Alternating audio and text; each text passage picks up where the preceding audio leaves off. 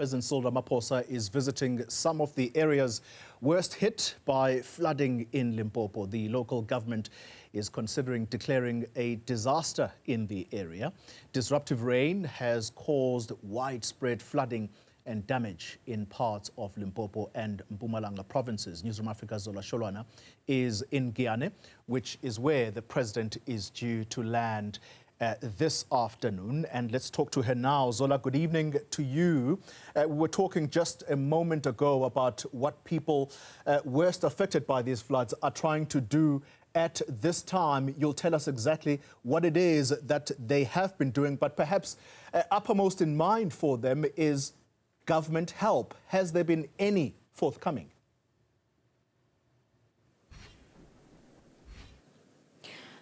Well, we have seen the MEC of Kokta just about a moment ago, Xoli, but I must say that when you are speaking to residents, they feel like, government is not assisting them the way they should be assisting them at this particular moment, because there are people who don't know where they will hide their heads this evening.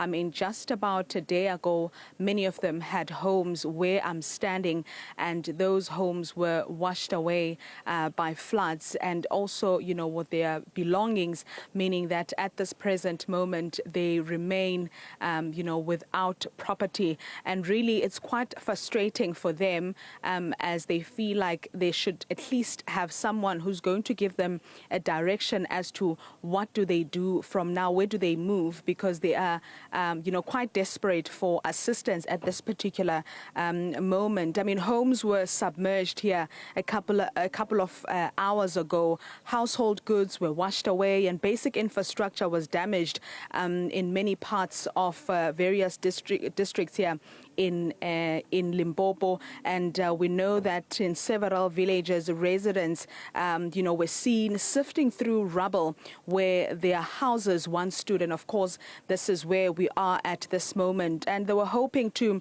salvage clothing, at least, furniture, identity documents, and school books, Xoli, because we do know that children in various districts like Vembe district and also Greater Tzaneen are unable to go to school, and that is because of the weather warning that was released. And you can imagine how the parents will then prepare them for school next week Monday without proper documentation and of course uniform, because all the items that they had were washed away. Because many people that we got to speak to earlier on today were telling us that all they cared about was saving their lives, because the water, almost reached. You see the tree that you're seeing on the visuals. That is how high the water was. Hence, you can see some rubble over there, and of course, some clothes hanging there to show that this entire area was covered,